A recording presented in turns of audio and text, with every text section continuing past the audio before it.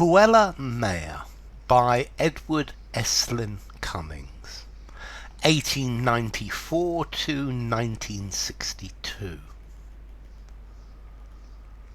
Harun, Omar and Master Hafiz, keep your dead beautiful ladies. Mine is a little lovelier than any of your ladies were.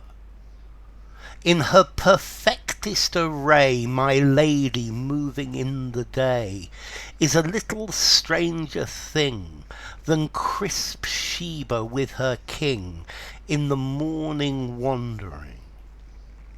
Though the young and awkward hours, my lady perfectly moving through the new world, scarce astir, my fragile lady wandering, in whose perishable poise is the mystery of spring, with her beauty more than snow, dexterous and fugitive, my very frail lady drifting distinctly, moving like a myth in the uncertain morning, with April feet like sudden flowers, and all her body filled with May, moving in the unskilful day, my lady utterly alive, to me is a more curious thing.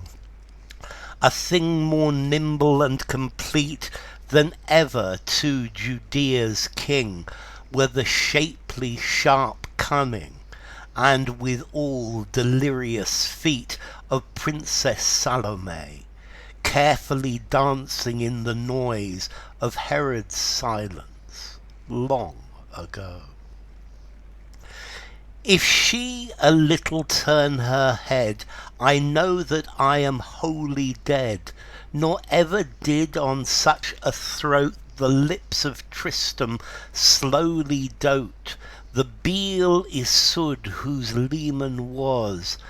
And if my lady look at me, with her eyes which like two elves incredibly amuse themselves with a look of fairy, perhaps a little suddenly, as sometimes the improbable beauty of my lady will, at her glance my spirit shies, rearing, as in the miracle of a lady who had eyes which the king's horse might not kill. But should my lady smile, it were a flower of so pure surprise, it were so very new a flower so frail, a flower so glad, as trembling used to yield with dew when the world was young and new. A flower such as the world had in springtime, when the world was mad with Lancelot spoke to Guinevere, a flower which most heavy hung with silence when the world was young. And Diarmid looked in Granier's eyes, but should my lady's beauty play at not speaking, sometimes as it will, the silence of her face doth immediately make in my heart so great a noise, as in the sharp and thirsty blood of Paris would not all the Troys of Helen's beauty. Never did Lord Jason in impossible things, victorious impossibly, so wholly burn to undertake Medea's rescuing eyes, nor he when swooned the white Egyptian day, who with Egypt's body lay. Lovelier as those ladies were, mine is a little lovelier. And if she speak in her frail way, it is wholly to bewitch my smallest thought with a most swift radiance, wherein slowly drift murmurous things divinely bright. It is a foolingly to smite my spirit with the lithe free twitch of scintillant space, with the cool writhe of gloom truly which syncopate some sunbeam skilful fingering.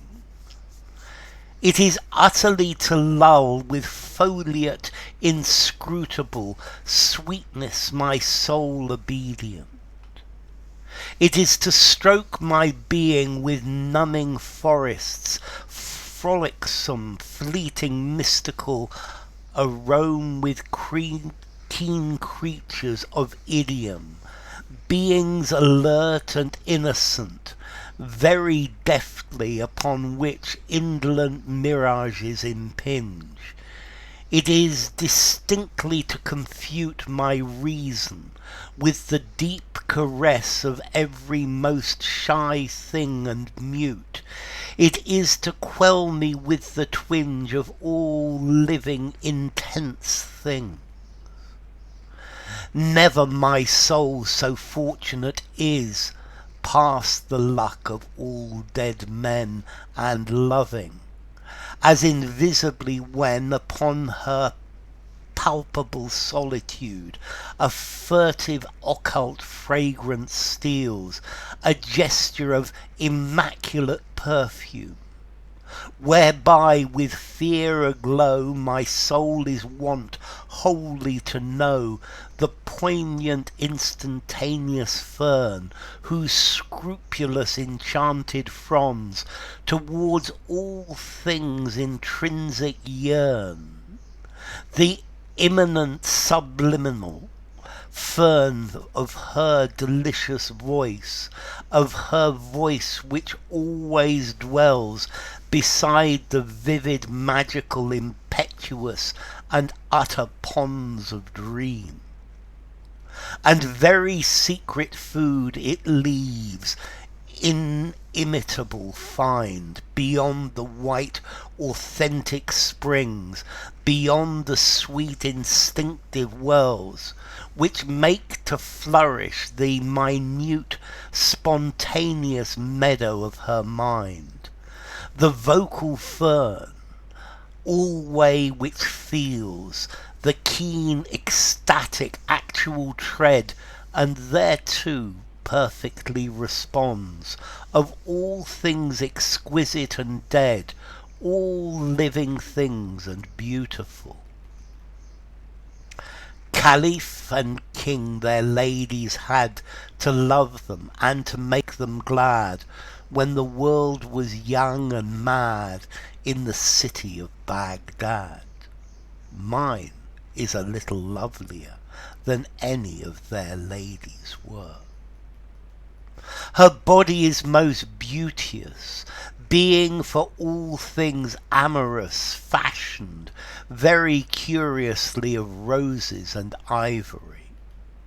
The immaculate crisp head is such as only certain dead and careful painters love to use for their youngest angels, whose praising bodies in a row between slow glories fleetly go. Upon a keen and lovely throat the strangeness of her face doth float, which in eyes and lips consists alway upon the mouth there trysts curvingly a fragile smile, which like a flower lieth, while within the eyes is dimly heard a wistful and precarious bird. Springing from fragrant shoulders small, ardent and perfectly withal, smooth to stroke and sweet to see, as a supple and young tree, her slim lascivious arms alight in skilful wrists which hint at flight. My lady's very singular and slenderest hands moreover are, which as lilies smile and quail, of all things perfect, the most frail. Whoso rideth in the tale of Chaucer knoweth many a pair of companions blithe and fair. Who to walk with Master Gower in confessio doth prefer, shall not lack for beauty there, nor he that will a-maying go with my Lord Boccaccio. Whoso knocketh at the door of Marie and Maleor, findeth of ladies goodly store, whose beauty did in nothing err. If to me there shall appear than a rose more sweetly known, more silently than a flower, my lady naked in her hair, I for those ladies nothing care, nor any lady dead and gone. When the world was like a song heard behind a golden door, poet and sage and caliph had to love them, and to make them glad ladies with lithe eyes and long.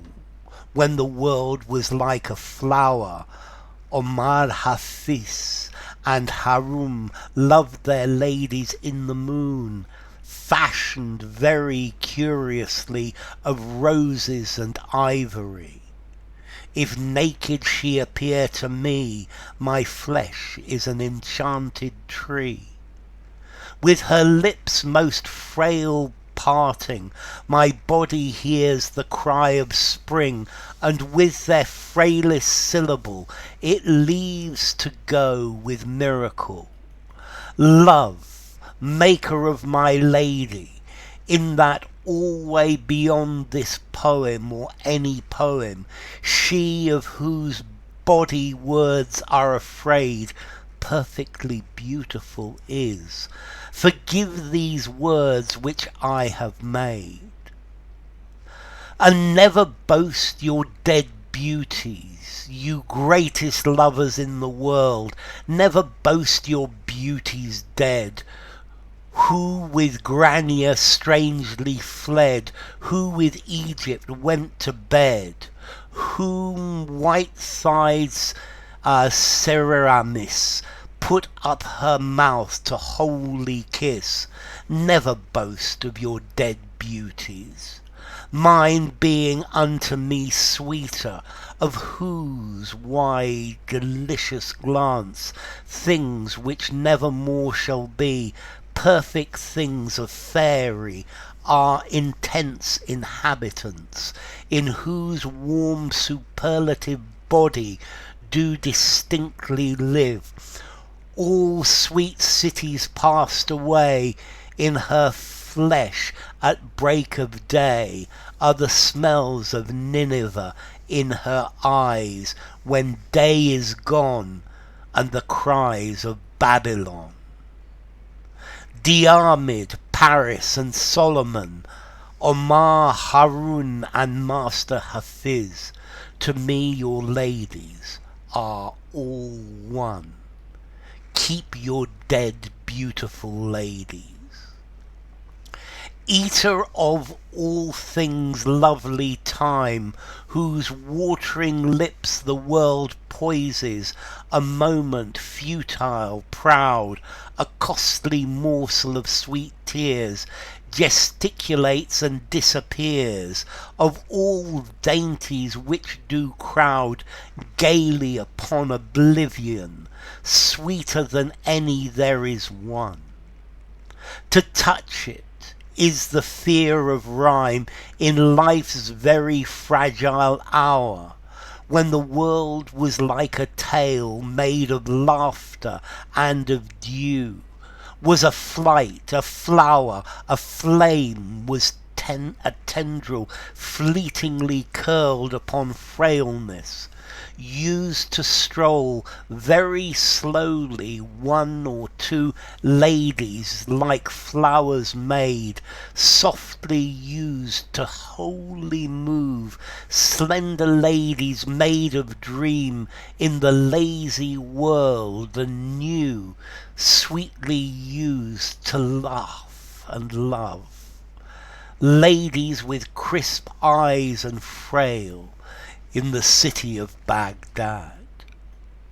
Keep your dead beautiful ladies, Harun, Omar and Master Hafiz.